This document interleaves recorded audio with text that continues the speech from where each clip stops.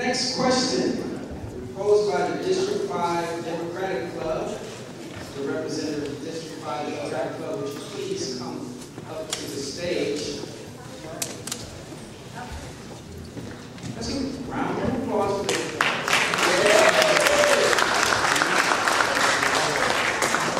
Hi there, my name is Jennifer Molly. I'm the president of the District 5 Democratic Club. Thanks so much for coming out here tonight, all of you here and our candidates as well.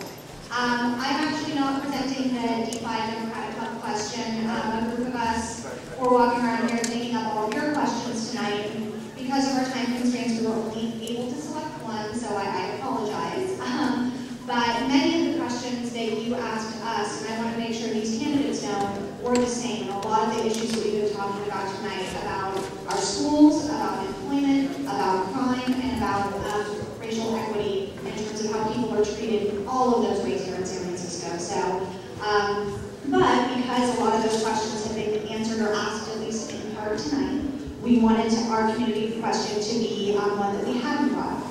And so we want to talk today, instead of our youth, about our seniors. In San Francisco, we do have an aging and older population that both in quality of life and in physical health is declining. And I would like to know, and our community would like to know, not what you would like to see done, but what specifically you will do to help improve the quality of life for seniors here in San Francisco, with a particular emphasis of this question for African-American seniors here in either of these neighborhoods or in the city.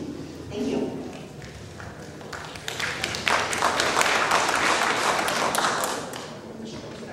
Okay. All right, I got you. Thank you.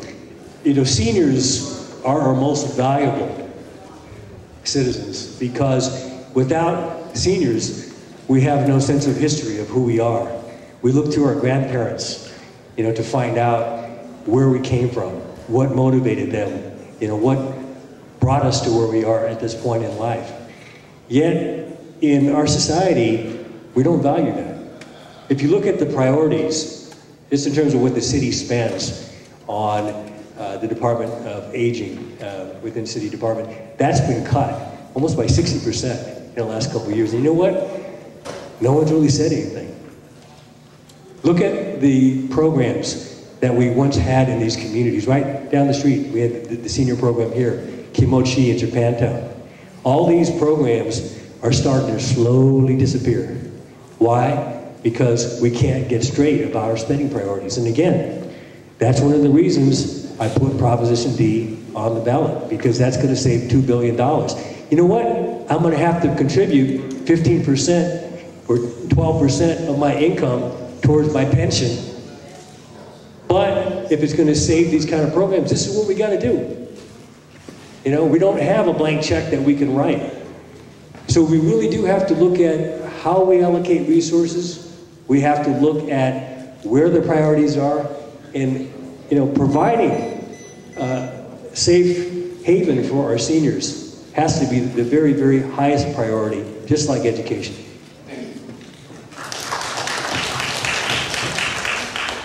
I give Public Defender Jeff Adachi a lot of credit and recognize his courage for bringing forward his pension reform measure. I will be supporting the other pension reform measure, which is actually going to be, I think, made with much more input from organizations and people who are going to be affected by it, and still has significant cost savings.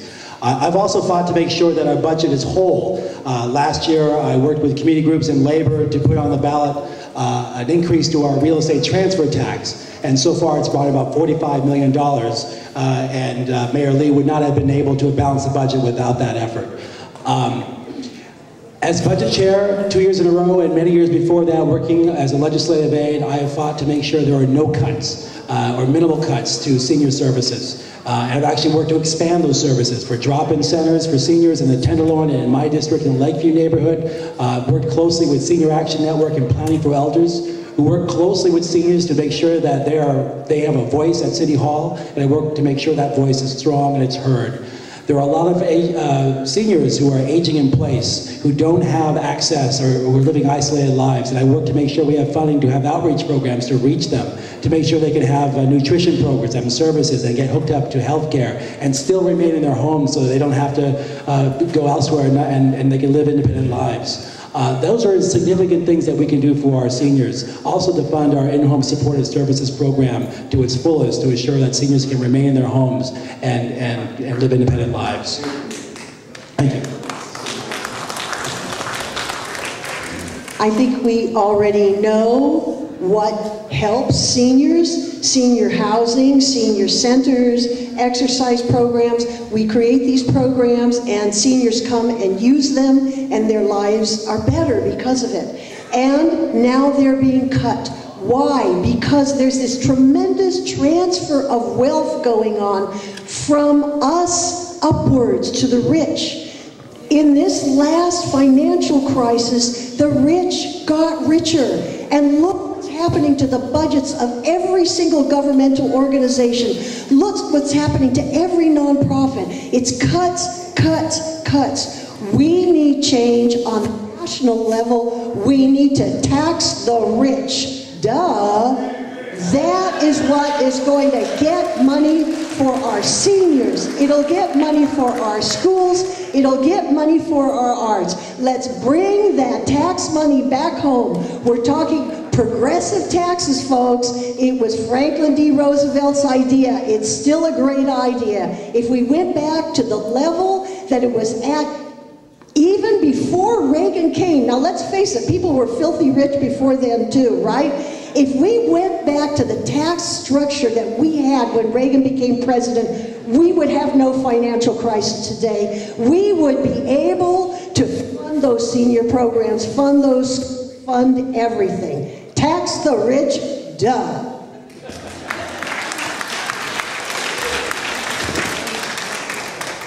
People over the age of 85 are the fastest growing portion of San Francisco's population. So that is a stark reminder that we do need to do a better job of planning for the needs of a city that does have an aging population. The cuts from the state around adult day health are unacceptable, and as mayor, I would immediately focus on trying to restore as much of those services as possible because they are essential to giving our seniors activity, stimulation, connectivity. And I would also say that the in-home care workers, the in-home supportive service workers, I believe that I've been very involved when I worked for Mayor Brown in increasing wages and providing health care. We had dental benefits at one point. And I think that those individuals, we need a city campaign to educate people how much money our city saves by virtue of having in-home care workers. How many people are not have to be institutionalized as a result of it. And I think that that's extremely important. Programs like the Community Living Fund. And I do think that we do need to think, as much as you don't want to overstudy things, I think that we absolutely need to look more carefully at the needs of seniors and how to make sure that seniors are integrated, whether it's into arts, whether it's into recreation, into all facets that we're doing, because I think that's important to have a well-rounded senior life in San Francisco. Thank you.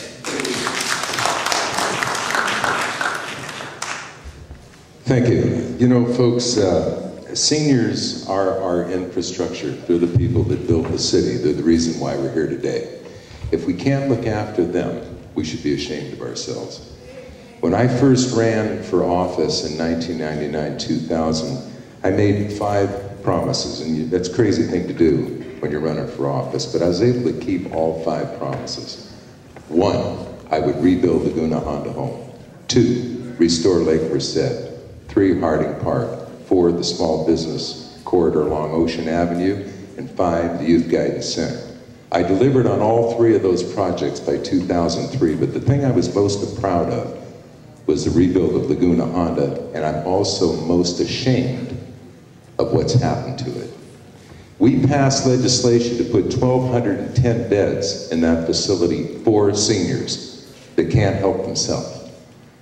We passed another program about the same time, which turned out to be the most useless and expensive program in the history of this city. It's called Care Not Cash. And half of the recipients in Laguna Honda Home today are Care Not Cash recipients who've replaced seniors. Many of the SROs that seniors had up until this time down in the Tenderloin and other parts of town have been taken away from the seniors. They're now inhabited by Care Not Cash victims at 10 times the cost of what you were paying for those people 10 years ago. Now, these are the kind of things you need to know from an administrator and a mayor who's running your city. These are hard choices. It's your city. You have to learn about them, and you have to face up to them if we're going to improve this city and get it back to where it should be. Thank you.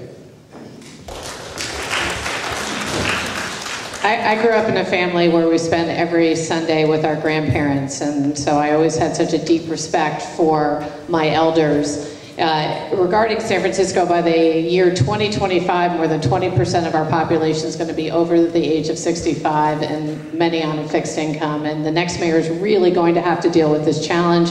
We don't have enough affordable housing stock if you just look at that trajectory, and plans need to be put in place right away. We also have to change the way we budget. Whenever we have budget cutbacks, we start top down and we cut everything equally. We need to do zero-based budgeting in San Francisco, where we go department by department and we figure out what are the critical services that we need to be investing in to really meet the needs of the community, and what are things that are no longer meeting their intended purpose that we should not continue to fund. And this, has to go with, we have to look at the trajectory of, the changing, the aging of our community in order to make sure those budgets are in place. I also support Senator Leno's legislation that would enable us to impose some additional taxes locally, and I do think that we need to be able to impose an additional tax on our wealthiest individuals so that we can have more resources to support the senior community.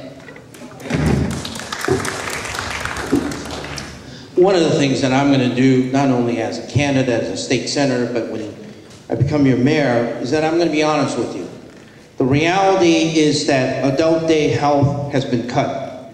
Adult day health no longer exists in the state of California. Now, I know that there's some adult day health programs that are continuing, and they are using their reserve to try to keep that program going, hoping against hope that somehow it's going to be reversed. And I tell you, it's not going to be reversed. The state of California has also realigned a number of different services. They, for the very first time, are realigning public safety. And so individuals in prisons will be coming into our county jail.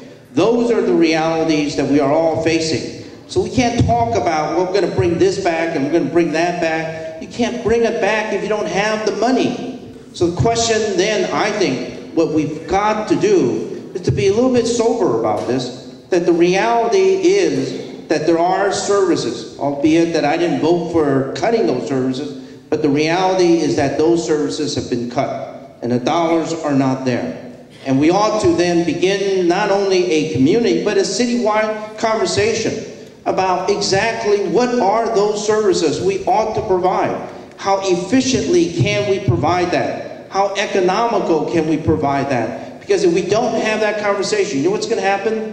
What's going to happen is that there's going to be a budget session, and all of a sudden everybody's going to throw up their hand and the sky's falling. And then we're going to realize that we're going to have to toss people out. Wouldn't it be better if we start the process now and begin the process of figuring out then what services do we provide and how do we provide that? That, I think, is the most important conversation that San Francisco ought to be having right now, talking about our future, but doing it in a realistic way. Another reality is the fact that our senior population is a strong and a thriving one, and one that benefits our entire community.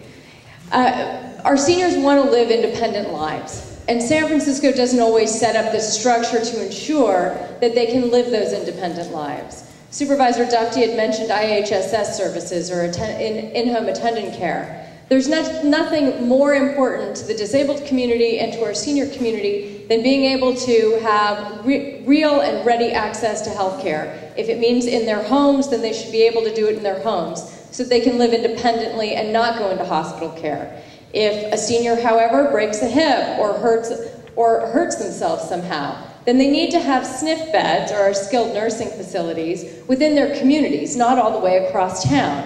It's important to always have community-based health care so that our seniors are still a part of their families, so that they're still a part of their community, and so that they don't feel ostracized. Because I think our society so readily pushes them away, and yet our seniors have so much to offer us.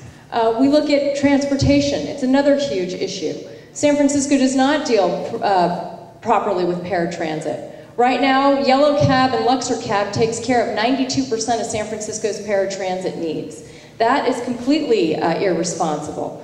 We look at what we could be doing to bring our seniors and our young people together. Our seniors have so much to teach us and so much to show us, and there's so much to learn from them. They should continue to always be a vital part of our lives, and we should be doing things to bridge those gaps and to bring all of our people together so our young people can learn from the experience and wisdom of our older people. Thank you. Thank you. And round of questions, this is our sixth round of questions. Now, before we go on to the next round of questions, I want to give a special thanks to the Fillmore Center for supporting this debate. You know, in a community like this, where we deal with violence daily, we deal with issues in our community, splinter community, divided community, you have people on the front line like Ms. Sharon Hewitt, Eric Brothers of Change. Over the years, I just want to add to this, we have to come to a conclusion in our community that we got to heal the wounds. But before we can move forward, there must be a healing process. And a lot of the disappointment and a lot of things that you see is as a result of us not sitting down at the table. So, of course, we can't answer all the questions tonight. You know, I wear many hats. I'm just wearing this hat tonight. Y'all know this. But we do understand that these debates is necessary and is important to educate ourselves before we vote. Because if we're talking about redistricting this area, if we're talking about what this city faces financially, then we all have something to contribute. So I thought I would add that before I bring up Mr. Charles Spencer from the African American Democratic Club, our representative to ask the next question, round of questions.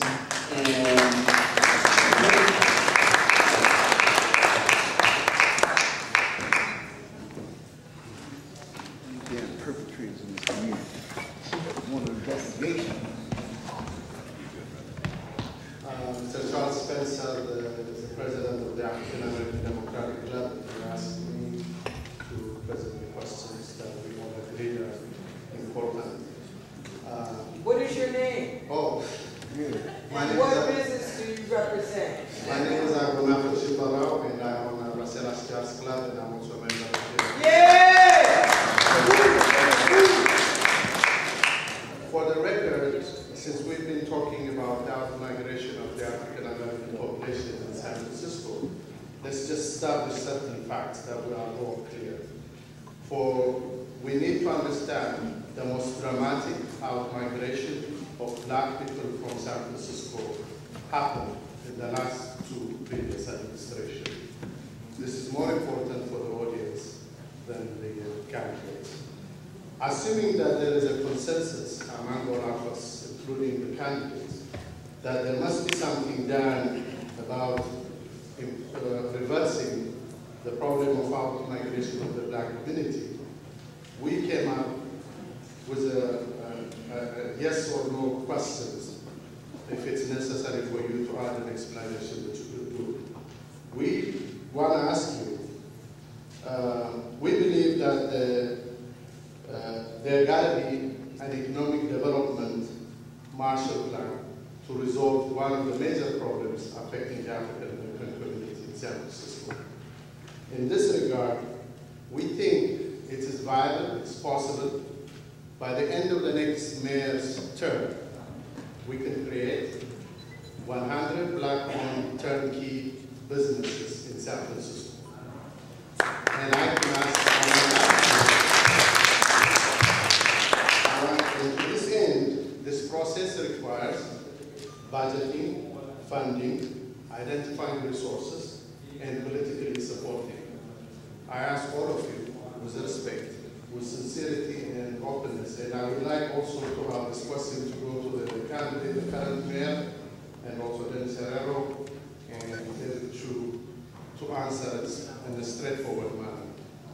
Number one, would you support a budget line item based on a zero-based budgeting, specific line item to support the establishment of 100 Black-owned businesses as a turnkey situation?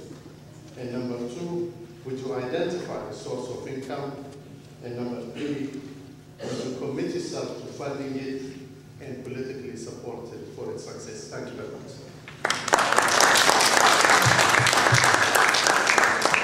So yes, no question? Yes, no question. Wait, yes, no, but 3 parts. You have a right to explain. 5 seconds. In 5 seconds, for the commitment to help build 100 African American businesses. By the way, we estimated for each business is about $100,000 minimum, or less than $100,000. And it's a turnkey situation, and the community would be involved in establishing and helping a laundromat, a bakery, fried chicken place, pizza place, whatever it is. And it would be a lasting legacy of the next mayor to make sure that they have just turned around and say we established 100 Black businesses in San Francisco.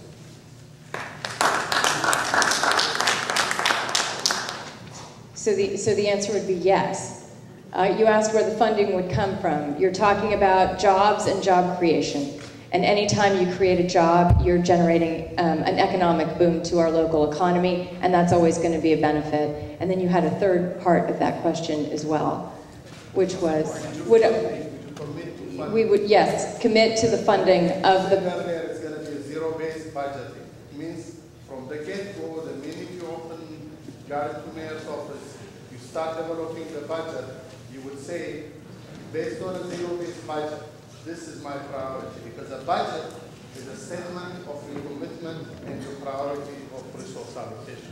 You're essentially saying, this is what I'm going to do, but I'm going to quantify it in terms of dollars and pence and so on. Yes. Thank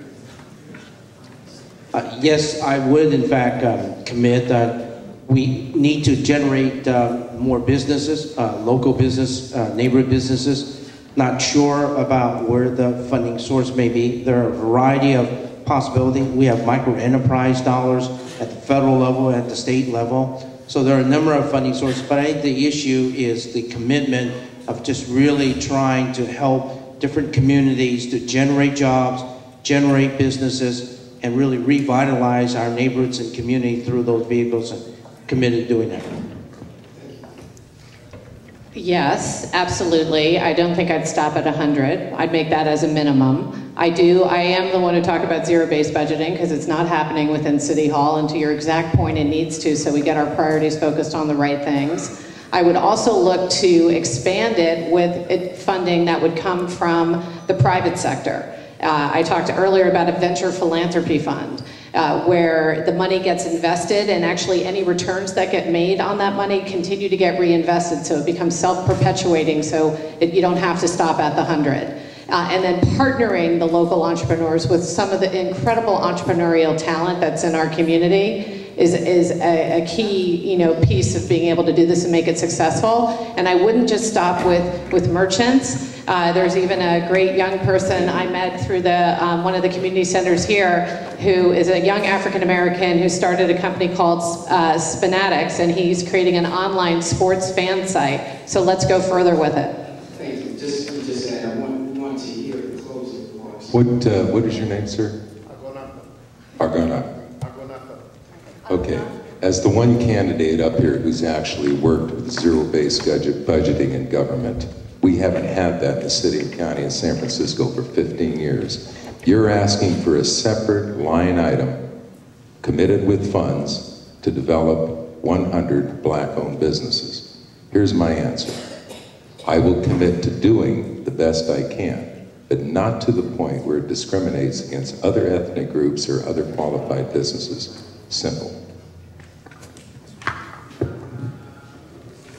Yes, yes, and yes. And I would like to say that just this week I took a Black restaurateur into the Castro to look at a space, And tomorrow I'm bringing a potential investor to look at a space that this same restaurateur is opening on 3rd Street. So I believe in it, I'm doing it. It's a really wonderful, beautiful idea. It's a powerful idea. It makes me think in a different way. I think we need other sources of funding. I have some ideas. I want to have a municipal bank so that the pension funds of San Francisco the profit for them go to the people of San Francisco and the businesses of San Francisco. I also believe we should take our energy business back from PG&E, which has proven itself totally incompetent. They've convinced us to not go forward with public power before. I think we're ready for it now. It would make our rates cheaper, and that would create income for San Francisco. And then I also think on a local, on a state, on a national level, we have to have progressive income taxes. Tax the rich, duh. That is how we're going to be able to find the money to do something like this, which brings government down to a very concrete level. I want to thank Terry Baum for some of her ideas here. They're really good ones. I've been talking about a municipal bank or local banking as well. We need to pass state law first to be able to establish a municipal bank, and I would like to see that happen. We also have to deal with Prop 209, which banned race-based I hate the word preferences, but race-based, affirmative action. And we have to creatively work around that. And as someone who organized door knock back in 1996 against 209, I am very committed to making that happen. It might mean that we have to do 100 businesses in the Latino community, 100 businesses in the Asian community, and also restore a lot of the existing businesses in the African American community before even increasing them by 100 new businesses. So you have my commitment to make that happen. I think looking at the local hire, or the local banking model is going to be able to find revenue for that to happen. It's a lot of money. If it's $100,000 for 100 businesses, that's the math. Is that $10 million? Well, we've done a lot of investments like that over the years. It's something that we can do as a city, and you have my commitment to make that happen. Thank you. I'm going to tell you the truth of what I really feel. And I think you know me as a patron of your restaurant, and out of respect, I'm going to tell you that that would probably not happen under any of us, I don't think, to be honest with you. I mean, I wish it could happen, but the reality is that unless we build the infrastructure that supports the African American community and other communities that are suffering, people are going to continue to leave. We're going to continue to see, the migration of people who can no longer afford to live in the city. That's why, unless we have the guts to make the structural changes that we do, yes, if we could have the top 100 public safety officers earning $220,000 a year, and they have tough jobs, I understand that, and we don't want to have people contribute towards your pension funds, we're not going to be able to do that. Unless we're going to be able to make the fundamental changes in the way in which we resource funding, none of the things that we know need to happen are going to happen. Because what we're experiencing today is we're seeing institutions in our community gone. Where is the West Bay Drug Treatment Center? It's gone. What's happening to the institutions within our community, like the Haight-Ashbury Residential Drug Treatment Program? Gone. So you got to elect somebody who's got the guts, that's going to take on the powerful interests that have kept it the way it is. This has been going on for 2 decades. You think it's going to change in the next 5 years? Let's make some real change. Okay. We're right at that point. Before we hear closing remarks for our candidates, please give them a round of applause for answering all the questions. And thank you, the audience, for being so patient as we struggle to get through each question. I know it's very hot and all this type of stuff in here. I want to also acknowledge Supervisor Ross Fercarimi for supporting. You couldn't be here tonight, but we do know that we have another race coming up, which is the sheriff race and also the DA race. And we're planning to have a joint debate in upcoming weeks, so look out for that. So closing remarks. 2 minutes. Starting over to my left. 30 seconds. Wow, that's what's in City Hall. Okay, 30 seconds. Starting over to our public defender.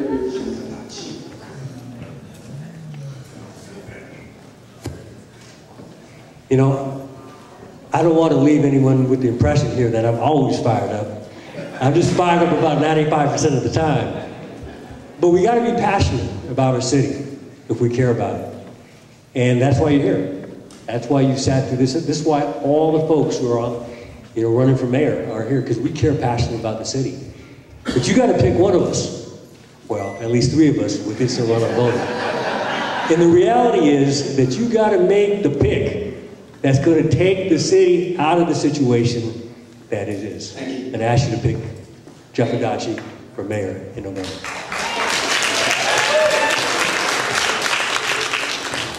Thank you, Jeff. I really admire your passion.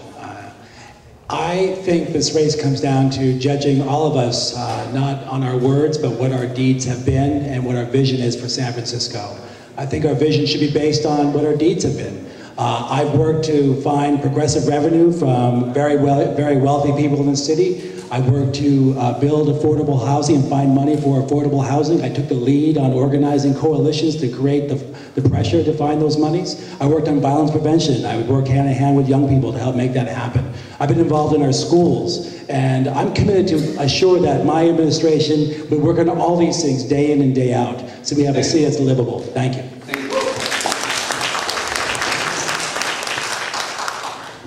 We need change in this whole country, not just in this city. And I do believe that the election of a green mayor would send a message that we are not going to settle any longer for those crumbs tossed from the table by the rich and the corporations. It's a message that would change the country, not just this city. I also believe that gentleman who walked out can't get contracts because of the culture of corruption and cronyism in City Hall. And again, I believe a green mayor can change that corruption and change what happens to African American businesses. Seeing the young people here in the audience made me think about my childhood growing up in New York. And I grew up in the 50s and 60s, so it was a time of the civil rights movement. But what really inspired me was reading about the Harlem Renaissance. It was reading about Langston Hughes and Zora Neale Hurston. It was reading about the NAACP and the crisis, and W.E.B. Du Bois and Marcus Garvey. And I think that San Francisco is ready for a renaissance. And it's going to be political, it's going to be economic, it's going to be cultural, and it's going to take us to a place where we really will be that beacon, that shining city on the hill. But you gotta have a black agenda. Thank you. You know, folks, I appreciate you coming out here tonight. As one who has served you for over 35 years at 9 different city departments, you know my style, you know my record.